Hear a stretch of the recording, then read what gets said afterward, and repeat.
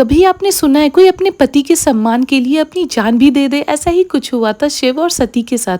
आज से हजारों साल पहले राजा दक्ष की बेटी शिवजी से बहुत प्यार करती थी और उनको पाने के लिए कड़ी तपस्या करने लगी। उनकी तपस्या से खुश होकर महादेव ने सती माता को अपनी पत्नी के रूप में स्वीकार कर लिया।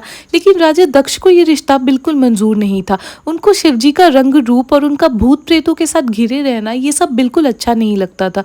उनकी मर्जी के बगैर ही माता सती ने शिवजी से शादी कर ली और दोनों कैलाश पर्वत में रहने लगे। लेकिन एक दिन सती माता को जब ये पता चला कि उनके पिता यज्ञ कर रहे हैं और उन्होंने सभी देवी देवताओं को बुलाया मगर शिवजी को नहीं बुलाया, इस पर माँ सती गुस्सा होकर यज्ञ में चली जाती है और वहाँ अपने पिता से पूछती है कि उन्होंने शिवजी को क्यों नहीं बुलाया।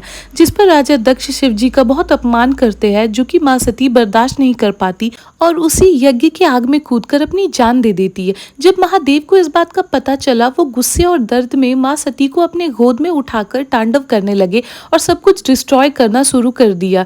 इस विनाश को रोकने के लिए विष्णु जी ने महादेव को समझाया कि माँ सती फिर से पार्वती के रूप में हिमालय की बेटी बनकर जन्म लेगी। ये सुनकर शिवजी वापस कैलाश पर्वत में आ गए और ध्यान मग्न हो गए तब तक जब तक माँ पार्वती का जन्म हुआ और दोनों ने फिर से शादी कर ली। और ऐसा माना जाता है आज भी शिवजी माँ पार्वती के साथ कैलाश पर्वत में ही रहते हैं। कैलाश पर्वत के पास दो इंपॉर्टेंट झील है, एक मानसरोवर झील और एक राक्षस ताल झील।